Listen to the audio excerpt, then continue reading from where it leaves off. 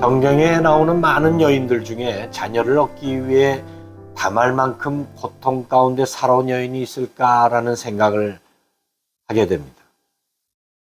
유다의 며느리 다말은 남편 엘이 하나님의 저주로 죽게 되자 계대 결혼에 의해서 시동생 오난이 그 후손을 잇는 책임이 있음에도 이를 거절하자 하나님이 그도 치셨습니다. 유다는 이제 남아있는 막내 셀라마저 이룰 수 없다는 생각 때문에 아들이 아직 어리니 그가 장성할 때까지 친정에 가서 머무르라며 다말을 기만했습니다.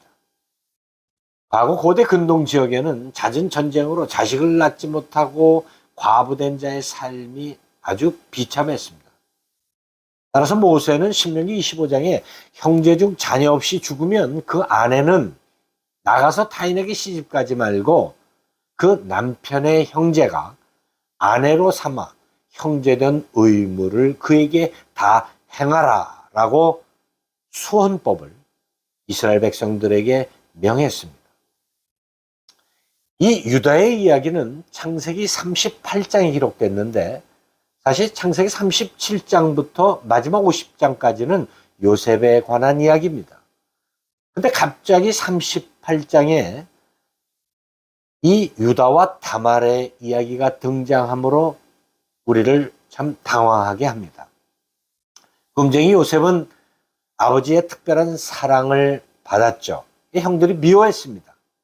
어느 날 그를 죽이자는 형들의 모의에 유다는 피를 흘리지 말고 이 동생을 팔자라고 해서 은 20의 아랍의 상인들에게 팔아넘겼습니다.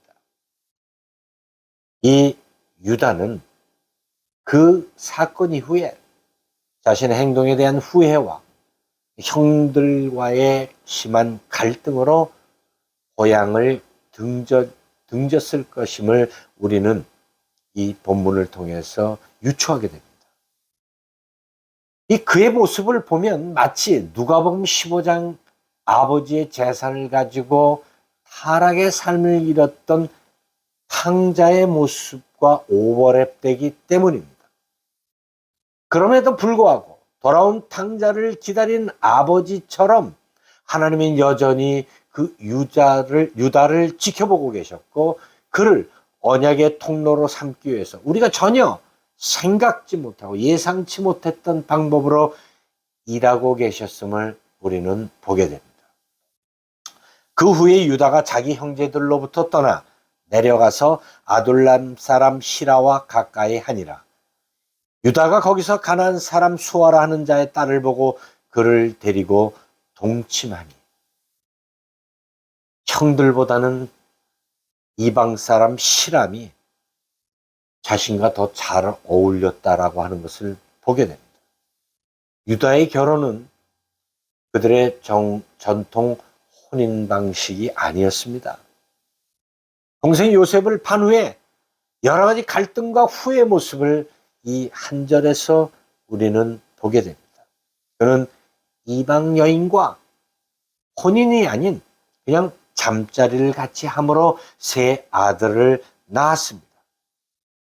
자신의 큰아버지 에서가 해족속 출신 큰어머니 그리고 이스마엘의 딸을 아내로 삼아 얼마나 할아버지 이삭과 할머니가 힘들었던 삶을 살았다는 것을 들어왔습니다. 그럼에도 불구하고 그는 하나님의 길을 떠나 세상의 혼돈 속으로 들어가고 있던 것입니다. 유다는 큰아들 엘과 다말을 혼인시켰지만 하나님은 악한 엘의 생명을 거두오셨고 둘째 오난도 하나님의 뜻을 거부했다가 죽게 되었습니다. 하루아침 두 아들을 잃은 이 유다는 막내 셀라까지 생명을 잃을까 두려워하여 다말을 기만하고 속였던 것입니다.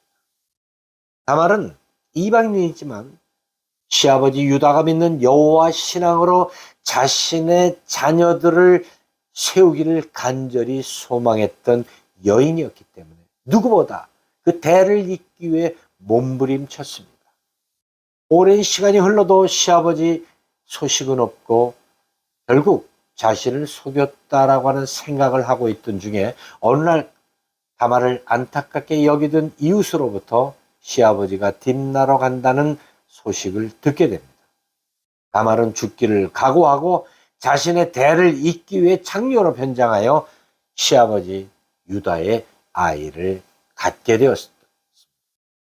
그녀는 시아버지를 사랑해서 혹은 몸을 팔아 돈을 벌기 위한 것도 아니었습니다. 엘과 오난, 셀라를 통해서 얻지 못한 자신의 대를 잇기 위한 간절한 소망 때문이었습니다.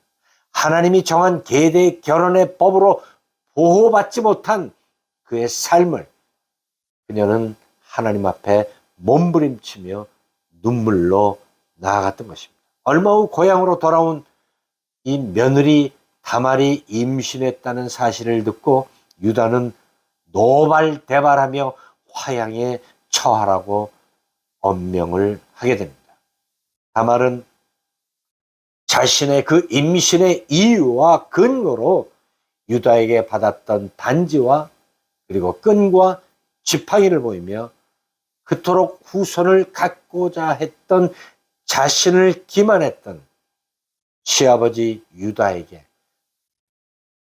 자신이 왜 이런 고통스러운 선택을 했는지를 주장하게 됩니다. 이를 듣고 유다는 그 자리에 털썩 주저앉으며 이렇게 외쳤습니다. 유다가 그것들을 알아보고 이르되 그는 나보다 옳도다. 내가 그를 내 아들 셀라에게 주지 아니하였음이로다 하고 다시는 그를 가까이 하지 아니하였다. 그는 나보다 옳도다라고 하는 이 고백은 다말의 행위가 정당하다는 말이 아닙니다. 모세를 통해서 정한 하나님의 계대 결혼법을 쫓지 않은 자신의 불신앙과 고향을 떠나 세속적 삶을 살아온 죄에 대한 고백입니다.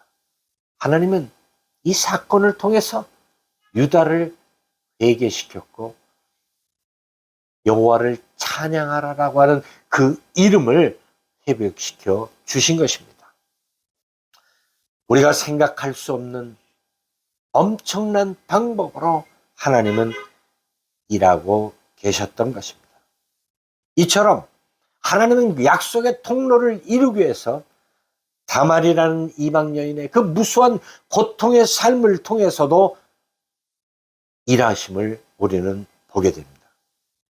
다말은 라합과 룻 그리고 바세바와 함께 이방 여인으로서 유일하게 메시아의 통로로 그리스도의 족보에 기록된 여인입니다.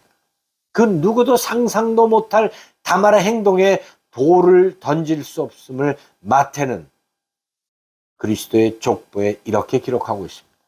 유다는 다말에게서 베레스와 세라를 낳고 베레스는 헤스로를 낳고 헤스로는 라함을 낳고 다말은 무시당하고 외면당하는 남성 중심 사회에서 오로지 생명을 구하며 하나님께서 허락하신 베레스와 세레를 낳았던 것입니다. 그래서 이 베레스는 그리스도의 조상이 되었고 이를 보고 구약 성서학자 카일 델리치는 다말은 구약의 성녀라고 칭합니다. 우리는 늘 눈에 보이는 외적 현상이나 결과로 사람을 평가하는 데 익숙해져 있습니다. 상대의 아픔이나 고통에 무관심한 이기적인 삶의 습성 때문입니다. 이런 우리의 연약한 모습을 분명히 지적한 사건이 요한복음 8장 현장에서 간음하다 돌을 맞기 직전의 한 여인에 대한 이야기입니다. 분노로 찬 군중들이 그 여인을 향해 돌을 치려고 할 때 주님은 너희 가운데 죄 없는 자가 먼저 돌로 쳐라 말씀하셨습니다. 다 물러갑니다. 군중들은 간음한 여인 율법에 의해서 돌로 칠 것만 보았고, 우리 주님은 자녀 없이 전쟁으로 남편을 잃었던 한 젊은 과부의 안타까움을 보셨던 것입니다. 그녀가 나보다 옳도다라고 하는 이 유다의 고백이 이제 우리의 입에서 고백되어야 할 때입니다.